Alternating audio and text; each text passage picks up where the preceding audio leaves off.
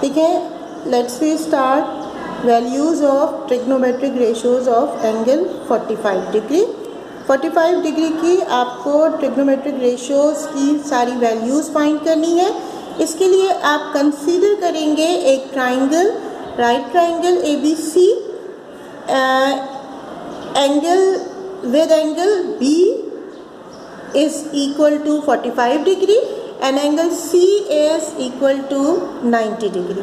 एक ऐसा triangle consider किया, राइट ट्राइंगल, जिसमें एंगल C जो है 90 डिग्री और एंगल B जो है 45 डिग्री है। अंडरस्टैंड? फिर देखें, we know that a right angle triangle, acute angle are complementary of each other. तो देखें, एक्यूट एंगल्स कौन से हैं? ये वाले जो 90 डिग्री से कम हो। तो एंगल A और एंगल B का सम जो है वो 90 डिग्री होगा, because they are complementary. So angle measurement angle A find करना है, जो कि इक्वल होगा 90 degree minus angle B। Angle B कितना है आपके पास? 45 डिग्री। तो यहाँ पे 45 डिग्री हो जाएगा। तो एंगल B आपके पास आ गया 45 डिग्री, 90 माइनस 45। एंगल A आपके पास 45 डिग्री आ गया। देखें, एंगल A फाइंड हो गया। अब हमें पता है कि वी नो डैट के measure of any two angles of a triangle are equal. अगर दो ट्राइंगल के मेजरमेंट जो है वो इक्वल है, then measure of side opposite to them are also equal. उनके अपोजिट साइड भी इक्वल होंगे। सो अगर ये A के सामने वाला A, B के अपोजिट B एंड C के अपोजिट C, हाइपोटेन्यूस क्या हो जाएगा? C। तो अब देखें, A इक्वल होगा A के, तो हम A को भी हम B के इक्वल ले लेंगे। अंडरस्टैंड? B और A भी हम इक्वल ले लेंगे, दोनों साइड इक्वल हैं, तो A भी इक्वल किसके हो जाएगा? B के। Understand? So angle A equal है एंगल B के, क्योंकि ये दोनों साइड इक्वल हैं। सो A इक्वल हो जाएगा B के। अंडरस्टैंड? तो आपके ये ट्राइंगल के हमें बेस फाइंड हो गया, हमें परपेंडिकुलर फाइंड हो गया, एंगल 45 दोनों एंगल फाइंड हो गए, एंगल A भी एंगल B भी। अब हम फाइंड करना है हमें हाइपोटेन्यूस। हाइपोटेन्यूस फाइंड करने के लिए हम बाय पाइथागोरस थ्योरम फाइंड करें। By Pythagoras theorem, Pythagoras theorem क्या होता है?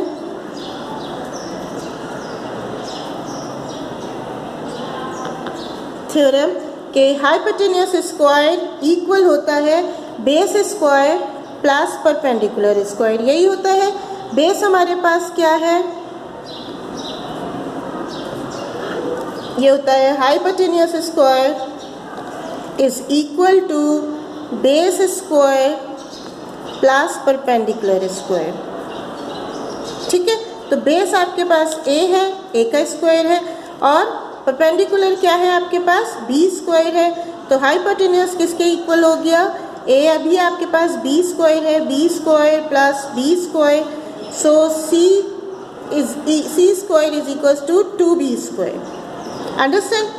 C स्क्वायर की वैल्यू है, लेकिन आपको C की वैल्यू फाइंड करना है, तो squaring on both side, square लेंगे दोनों साइड का, तो C इक्वल हो जाएगा B√2।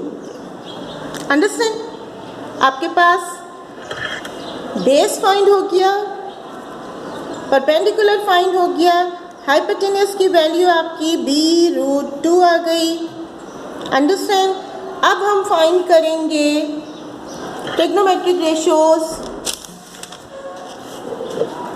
अब हम ट्रिग्नोमेट्रिक फाइंड करेंगे। सो साइन 45 डिग्री, क्योंकि हमें ट्रिग्नोमेट्रिक रेशियोज फाइंड करनी है। साइन 45 डिग्री इक्वल होता है, साइन हमेशा इक्वल होता है base upon hypotenuse, base upon hypotenuse. Base आपके पास क्या है? बेस की वैल्यू आपके पास B है, हाइपोटेन्यूस की B√2, B से कैंसिल, 1/√2। अंडरस्टैंड? तो साइन 45 डिग्री की वैल्यू आपके पास क्या आ गई? 1/√2। ठीक है, अच्छा, उसके बाद नेक्स्ट आपके पास साइन के बाद वैल्यू है trigonometric ratio cos 45 degree. cos होता है perpendicular upon hypotenuse. Sine 45 degree is equal to perpendicular upon hypotenuse. Perpendicular आपके पास b है और हाइपोटेन्यूज c है। b इक्वल है b के और हाइपोटेन्यूज की वैल्यू b√2 है, तो ये हो जाएगा b से कैंसिल 1/√2। इसी तरह से cos 45 डिग्री, cos होता है बेस अपॉन हाइपोटेन्यूज। बेस आपके पास a है और हाइपोटेन्यूज आपके पास c है। a की वैल्यू भी b के इक्वल है और c आपके पास यानी हाइपोटेन्यूज b√2। b से cancel, again cos 45 b equal किसके आया 1/√2 के। उसके बाद next value tan 45 degree. tan 45 degree perpendicular upon base. Perpendicular आपके पास b है और बेस आपके पास a है। वैल्यू प्लेस करेंगे, b इक्वल है b के और a भी इक्वल है b के, तो b से cancel, we can write here 1। Understand. उसके बाद tan का रेसिप्रोकल है cot 45 degree. cot 45 degree reciprocal होता है tan का 1/10, यानी 1 जो है cot इक्वल होता है 1/tan 45 डिग्री। आप रेसिप्रोकल कर लोगे 1/1 इक्वल आ जाएगा 1 के। अंडरस्टैंड। tan 45 की आपके पास वैल्यू 1 आई है और आप रेसिप्रोकल करोगे तो ये हो जाएगा। cot के बाद है sec 45 degree. sec 45 degree reciprocal होता है cos का। cos आपके पास है a/c यानी बेस अपॉन हाइपोटेन्यूज और यहाँ पर हो जाएगा 1/cos 45 डिग्री। आपके पास cos 45 डिग्री 1/√2 आ रहा है, तो ये आपके पास √2 आ जाएगी। वैल्यू रेसिप्रोकल है 1/√2। अंडरस्टैंड। 1/√2 का रेसिप्रोकल क्या हो जाएगा √2। सेक के बाद आपके पास वैल्यू आ रही है साइन का reciprocal cosec 45 degree. cosec 45 degree जो है रेसिप्रोकल है 1/sin 45 डिग्री का और 1/sin 45 डिग्री की वैल्यू है 1/√2, तो इसकी वैल्यू आ जाएगी √2।